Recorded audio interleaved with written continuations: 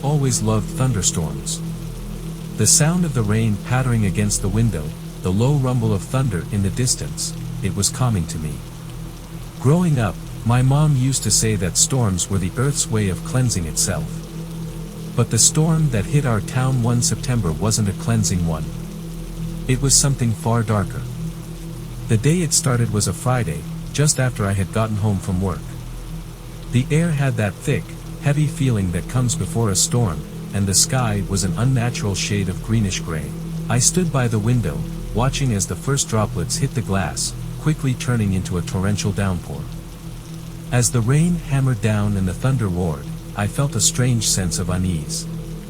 Something about this storm felt wrong, almost alive. The flashes of lightning seemed too bright, too sharp, and each crack of thunder shook the house more violently than the last. By midnight, the power had gone out. I sat in the dark, listening to the howling wind and the relentless rain. My phone's battery was almost dead, and the candlelight flickered weakly as if it could be snuffed out at any moment. Then, there was a knock at the door. It startled me, considering the intensity of the storm. Who would be out in this weather? I hesitated for a moment, thinking maybe it was just the wind, but then I heard it again. 3 slow, deliberate knocks. I grabbed a flashlight and went to the door, calling out, "Who's there?" There was no answer, just the sound of rain pounding against the house. Slowly, I opened the door, my heart racing. There was no one there, just darkness and rain. I stepped outside, shining my flashlight around. The beam cut through the rain, but there was nothing, no person, no car in the driveway, nothing out of place. I was about to go back inside when I noticed something strange. On the front step, there were muddy footprints, leading up to the door, but not away from it. A chill ran down my spine as I shut the door and locked it. The knocking didn't come again that night, but I didn't sleep. The storm raged on, the wind howling like something in pain. The next day, I woke up to find the storm still going strong. The power was still out, and my phone was completely dead. I tried to make breakfast, but the unease from the night before hadn't left me. It was as if the storm had settled over the town, refusing to leave. The sky was still dark, and the rain continued to pour in sheets. By noon, I decided to check on my neighbors. I put on my raincoat and stepped outside, braving the storm. As I walked down the street, I noticed something strange. The streets were deserted, the houses dark. No one was out, not even cars were driving by. It was as if the entire town had been abandoned. I knocked on my neighbor's door, but there was no answer. I checked the next house, and the next, nothing. It was as if everyone had vanished. The storm continued to worsen, and the unease I'd been feeling grew into full-blown fear. I rushed back to my house, locking the door behind me. I tried to convince myself that everyone had simply evacuated due to the storm, but deep down, I knew something was wrong. That night, the knocking came again. 3 slow, deliberate knocks, just like before. My heart pounded in my chest as I approached the door. This time, I didn't bother asking who it was. I just flung the door open, hoping to catch whoever, or whatever, it was. But once again, there was no one there. I stepped outside, shining my flashlight around. The footprints were back, fresh in the mud, but this time, they led away from the house, straight into the woods behind my property. I didn't sleep that night. I sat by the window, watching the storm and waiting for something, anything, to happen. But all I saw was rain and darkness. The storm didn't let up the next day, or the day after that. It was like it had settled over the town, a never-ending deluge of rain and thunder. My food was running low, and with the power still out, I had no way of contacting anyone. I tried driving to the next town, but the roads were flooded, and trees had fallen, blocking the way. On the 4th night, the knocking came again. This time, it wasn't just 3 knocks. It was a steady, rhythmic pounding, relentless and demanding. My heart raced as I approached the door, knowing I shouldn't open it, but feeling compelled to do so. When I opened it, the storm seemed to pause for a moment. The rain slowed, the wind died down, and the world went eerily silent.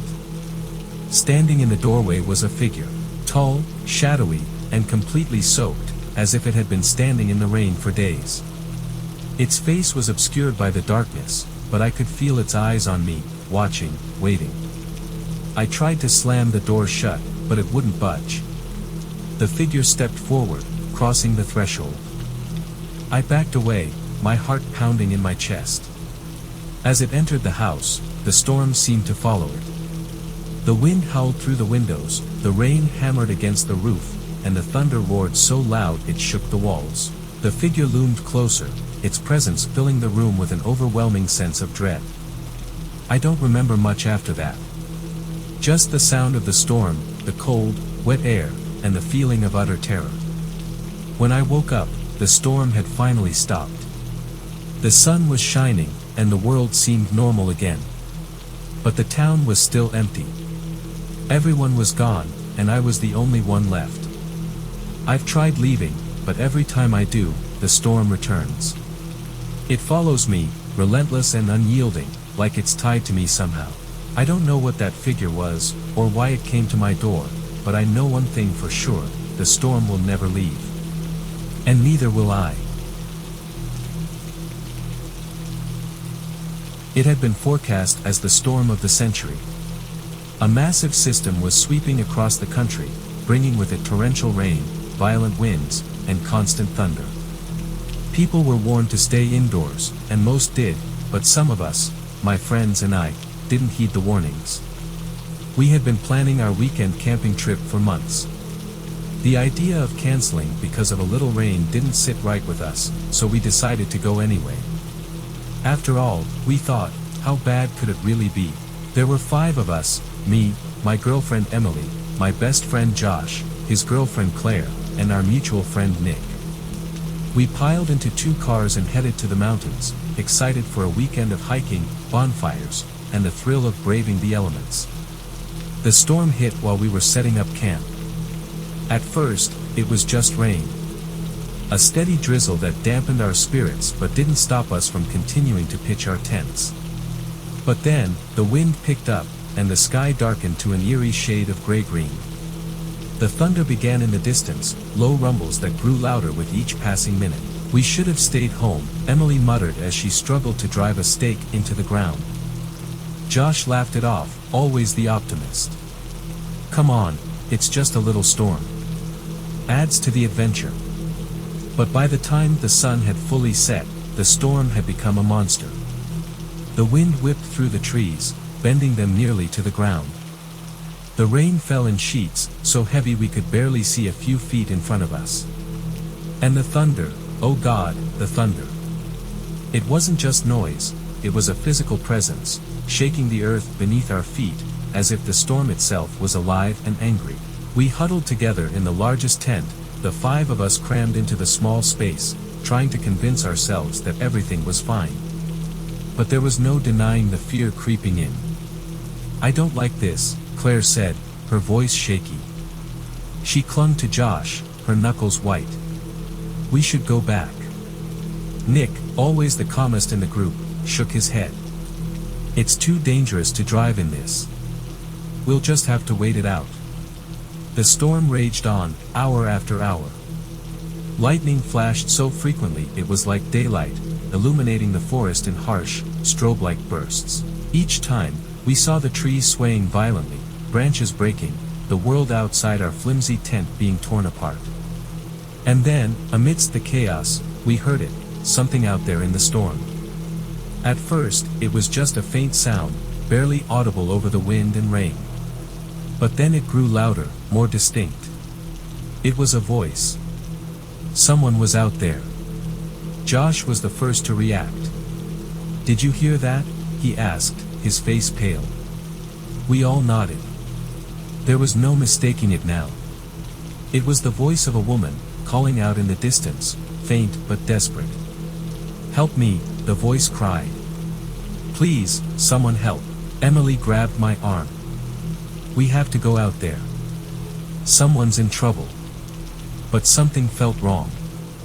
I couldn't explain it, but every instinct I had was screaming at me not to leave the tent. Wait, I said, holding Emily back. How could anyone be out there? We're in the middle of nowhere. Nick nodded in agreement.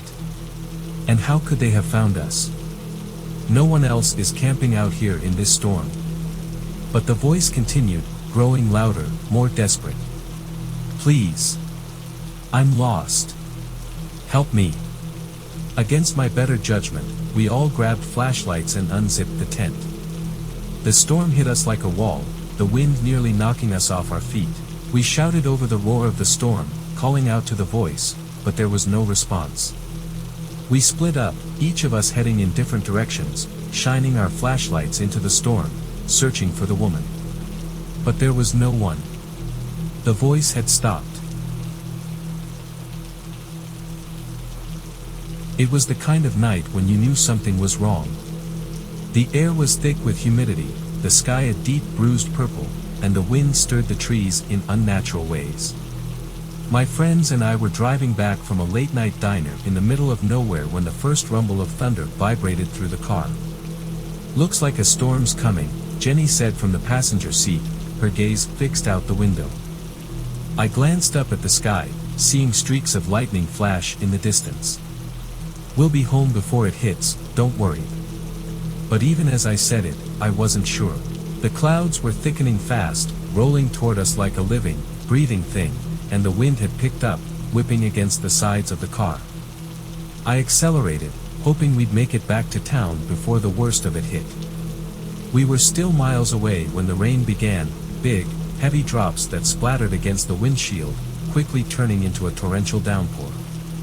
The thunder grew louder, each crash shaking the ground beneath us, and the lightning lit up the sky in rapid, blinding flashes. We should pull over, Brian said from the back seat, his voice tense.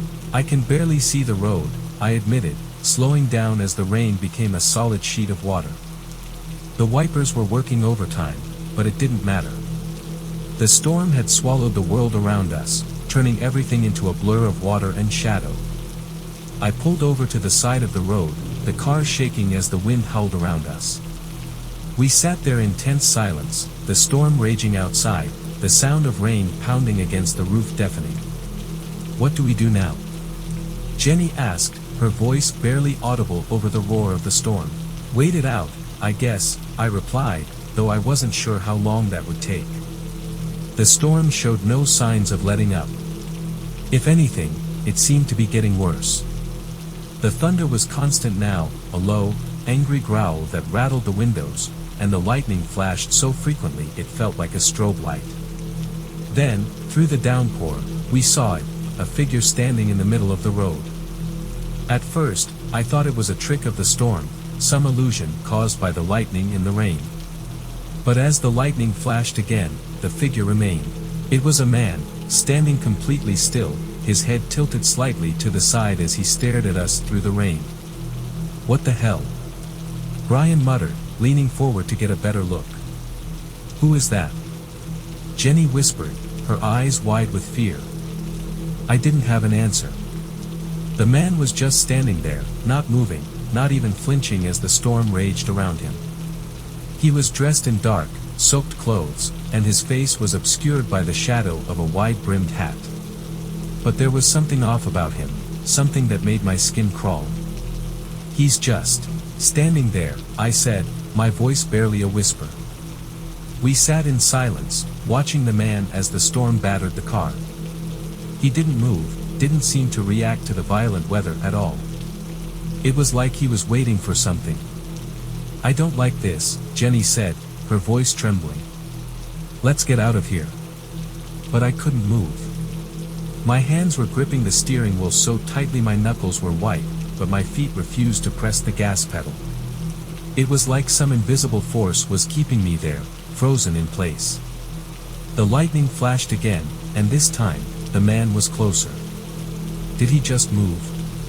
Brian asked, his voice shaking. He's getting closer, Jenny whimpered. Drive, please, just drive. But I couldn't. My hands were shaking, my heart pounding in my chest. The storm was a deafening roar around us, but all I could focus on was the man. He was still walking toward us, his movements slow and deliberate, like he had all the time in the world. Then, without warning, he stopped. He was only a few feet from the car now, close enough that we could see his face, or rather, the lack of one. His face was a blank, smooth surface, no eyes, no nose, no mouth. Just skin, pale and slick with rain. "Oh my God," Jenny whispered, her voice barely audible over the storm. The man lifted his hand and knocked on the driver's side window. 3 slow, deliberate knocks. I couldn't move. I couldn't breathe. The storm raged around us, but all I could hear were those 3 knocks, echoing in my mind. He knocked again, louder this time. The window rattled under his fist, and I could see the rain streaming down his arm, soaking into his clothes. His face, if you could call it that, was inches from the glass now, blank and expressionless. Then, as suddenly as he had appeared, he turned and walked away. He disappeared into the rain, swallowed by the storm, leaving us sitting in stunned silence. For a moment, none of us moved. The storm continued to rage, but it felt distant now, like we were in some other world. "We need to get out of here," Brian said, his voice shaky. I didn't need to be told twice. My foot slammed down on the gas, and we sped away, leaving the storm, and the man, behind. We never spoke about it again. But every time there's a storm, I can't help but look out the window, half expecting to see that faceless man standing in the rain, waiting. We shouldn't have gone to the cabin that weekend. It was supposed to be a simple getaway, just me, my girlfriend Rachel, and our friends Mark and Jess. The forecast had called for a thunderstorm, but we didn't care. It was just rain, we told ourselves. We'd be inside, warm and cozy, while the storm raged outside. But as soon as we arrived, I felt something was wrong. The cabin was old, isolated deep in the woods, miles away from the nearest town. It creaked and groaned with age, and the air inside was thick with the scent of damp wood and dust. The storm clouds were already gathering overhead, casting the forest in a dull, oppressive gray. "This place is creepy," Jess said, shivering as we unloaded the car. "It's fine," Mark replied, always the optimist. "It's just an old cabin. Once the fire's going, it'll be great." We settled in as the first rumbles of thunder echoed through the forest. The wind was picking up, rattling the windows, and the rain began to fall in heavy, steady drops. By the time we had the fire going, the storm had fully set in. The cabin creaked and groaned with each gust of wind, and the lightning flashed so frequently it felt like a constant strobe light. "It's kind of cozy, actually," Rachel said, snuggling up next to me on the couch. But I couldn't shake the feeling that something was off. The storm felt wrong. It wasn't just the wind or the rain or the thunder. It was something deeper, something I couldn't quite put my finger on. And then, the knocking began. At first, it was faint, barely audible over the sound of the storm. A soft, rhythmic tapping coming from somewhere outside. I thought it was just a branch tapping against the window, but when I looked outside, there was nothing there. The knocking continued, growing louder, more insistent. It wasn't random. It was deliberate, like someone, or something, was out there, knocking on the walls of the cabin. "Did you hear that?" Jess asked, her voice trembling. We all nodded. The knocking was impossible to ignore now. It was coming from all around us, from every wall, every window. "It's just the wind," Mark said, though he didn't sound convinced. But I knew it wasn't the wind. The knocking was too deliberate, too precise. It was as if someone was walking around the cabin, knocking on each wall, each window, one by one. And then the lights went out. The cabin was plunged into darkness, the only light coming from the flickering flames of the fireplace and the occasional flash of lightning. The knocking stopped, replaced by an eerie silence, broken only by the sound of the storm raging outside. "We need to leave," Rachel whispered, her voice shaking. But there was nowhere to go. We were miles from town, and the storm was too dangerous to drive through. We were trapped. The knocking resumed, louder now, more frantic. It was coming from the front door. Mark grabbed the flashlight and stood up, his face pale. "I'm going to check it out." "Don't," I said, grabbing his arm. "Whatever's out there. It's not human." He hesitated, but then the knocking grew even louder, more insistent. He pulled away from me and headed toward the door, flashlight trembling in his hand. As he reached for the doorknob, the door swung open on its own. The wind howled into the cabin, blowing out the fire and plunging us into complete darkness. We screamed, stumbling backward as the storm raged around us, the wind and rain slamming into the cabin with terrifying force. And then, standing in the doorway, illuminated by a flash of lightning, was a figure, a tall, gaunt man, his face obscured by the shadows, his eyes glowing in the dark. He stepped forward, and the storm followed him inside. We ran. Love these stories? YouTube algorithm suggests that you would like to listen to these stories. Click on the video on the screen.